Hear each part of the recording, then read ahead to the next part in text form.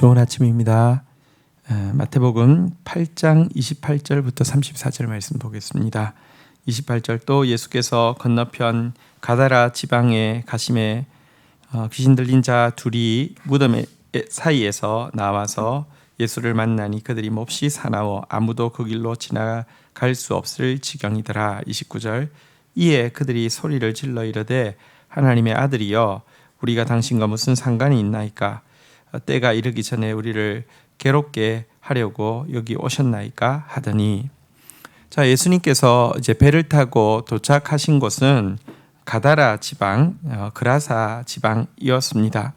그런데 그곳에 내려서 만난 첫 사람은 무덤 사이에 거주하는 더러운 귀신 들린 사람 둘이었습니다.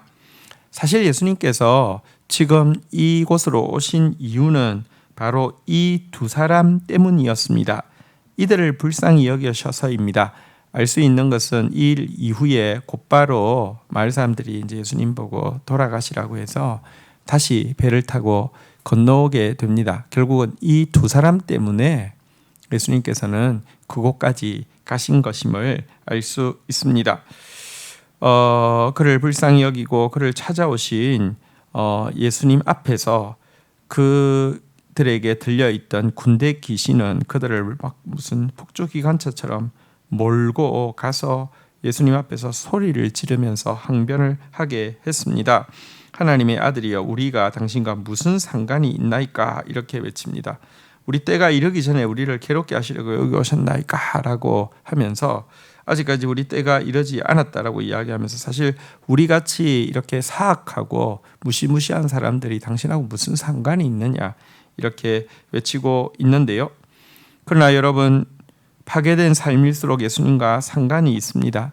예수님은 깨끗하고 의로운 사람, 덜 망가진 사람을 조금 수선해서 괜찮게 하기 위해서 오신 것이 아니라 죄인을 구원하고 주님 없이는 소망이 없는 사람을 건져내기 위해서 오신 분이시죠. 나는 너희와 상관이 있다. 이렇게 주님은 이 말씀하시는 것이 그분이 그곳까지 찾아가신 이유인 것입니다. 사단은 아직까지 자기가 심판받을 때가 되지 않았지 않냐고 지금 우리 쫓아내시면 안 된다라고 이야기하면서요. 그래서 이렇게 요구합니다. 30절 마침 멀리서 많은 돼지떼가 먹고 있는지라. 31절 귀신들이 예수께 간구하여 이르되 만일 우리를 쫓아내시려면 돼지떼에 들여 보내소서 하니. 자, 그들 아직까지 심판받을 때가 안 되었습니다. 그들은 최후의 심판 때에 심판을 받아 무저갱의 지옥에 들어가게 될 것입니다. 아직까지 주님의 심판 때가 되지 않았습니다. 그러니 저희들 쫓아내지 말아 주십시오. 만약 쫓아내려고 하면 저 돼지떼에 우리가 들어가게 해주십시오. 이렇게 요구했습니다. 이것은 정당한 요구입니다. 그래서 예수님께서 이렇게 대답하셨죠. 32절 그들에게 가라 하시니 귀신들이 나와서 돼지떼에게로 들어가는지라. 온 떼가 비탈로 내리달라 바다에 들어가서 물에서 몰사하거늘. 그러자 예수님께서 허용을 하셨고요. 그러자 그 돼지떼 속에 들어간 그 군대 귀신은요, 모든 돼지떼를 몰고 바다에 빠져서 몰사시켜 버리게 되었습니다. 이것은 그것들이 얼마나 지금 이제 두 영혼을 점유하고 그들을 파괴하고 그들을 지옥으로 데려갈 뻔했는데 그 영혼을 빼앗긴 것에 대한 분풀이가 얼마나 큰지를 보여줍니다. 이 수많은 돼지떼들을 몰사시키는 이 모습에서 사실 우리는 정말 귀신이 하고자 하고 할 수 있는 일이 죽이고 도둑질하고 멸망시키는 것밖에 없다는 것을 잘 알 수 있습니다. 사단에게 권능이 있습니다.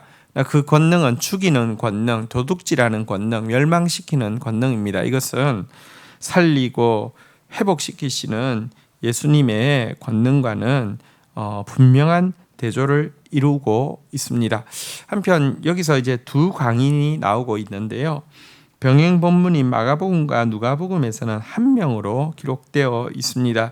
이 차이는 아마도 이 그 마가복음과 누가복음은 두 광인 중에서 더 심한 한 사람, 그 사람이 얼마나 그 심했는지에 대해서는 묘사가 많이 나와 있거든요. 이렇게 뭐 쇠사슬로 묶어도 안 되고, 뭐 여러 번 이제 그 이렇게 그 가두고도 안 되고, 뭐 이런 묘사가 나와 있는 거로 봐서 그 한 사람에게 좀 더 집중한 것이 아닌가 그렇게 생각이 들고 있습니다. 자, 이제 이 일을 들은 사람들의 반응이 33절부터 나옵니다. 치던 자들이 달아나 시내에 들어가 이 모든 일과 귀신 들린 자의 일을 고하니 34절 온 시내가 예수를 만나려고 나가서 보고 그 지방에서 떠나시기를 간구하더라. 자, 돼지 치던 자들은 갑자기 돼지떼들이 미쳐가지고 바다에 빠지는 것을 보게 되었고요. 그들도 잘 알고 있는 이 광인이 온전함을 입어서 멀쩡한 정신으로 회복된 이 두 가지 놀라운 일을 경험하게 되었고, 동네로 뛰어 들어와서 자신들이 본 일에 대해서 이야기하게 되었습니다. 그러자 동네의 대표단들이 예수님을 만나러 와서 그들의 그 부탁을, 그들의 결정을 예수님께 이야기하면서 부탁하고 있습니다. 그래서 제발 이 동네를 떠나달라는 것입니다. 이유가 무엇이었을까요? 이 사람이 있으면 또 돼지떼가 이렇게 손해를 보고 재산에 큰 손해를 보지 않을까, 이런 생각이었습니다. 여러분, 병행 본문에 보면 큰 떼 한 2,000마리 이상이라고 되어 있는데요. 2,000마리의 돼지떼가 바다로 달려가서 빠져 죽었는데요. 2,000마리의 돼지떼를 요즘 돈으로 환산하면 얼마일까요? 요즘은 어떤지 잘 모르겠는데 한동안 10억 만들기 열풍이 있었습니다. 10억은 있어야지 인생이 보장이 된다. 그래서 10억 만들기 열풍이 있었고요. 그러다가 어떤 사람이 자기 이런 템포로 이렇게 하다가 결국 평생 10억을 못 벌 거라는 현타가 와가지고 자살을 하는 그런 일들도 있었는데요. 여러분, 돼지값 10억이라고 쳐보십시다. 여러분, 10억이 내 생명보다 더 소중하기 때문에 10억에 대한 희망을 이룰 수 없다고 생각하자 자살을 하게 된 그런 일이 있었는데요. 사람들의 가치관은 이 돼지 가 훨씬 소중하죠. 10억이 훨씬 소중하죠.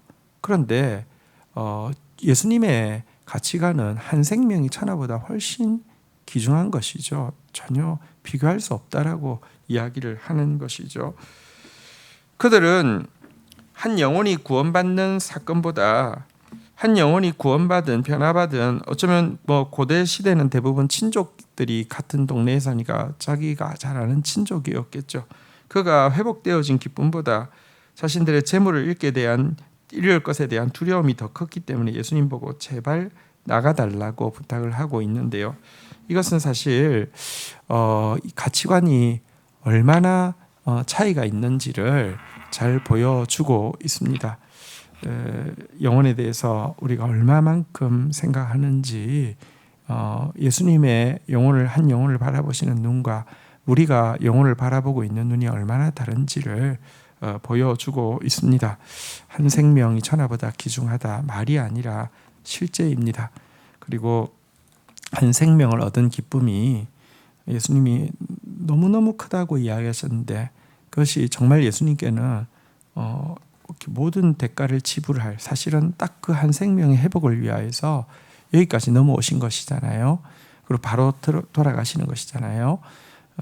그 기쁨, 이 기쁨이 나 같은 자를 구원했고요. 나 같은 자를 소중히 여기시는 주님의 마음입니다. 그 은혜를 우리가 입었습니다. 샬롬 축복 기간을 지나고 있습니다.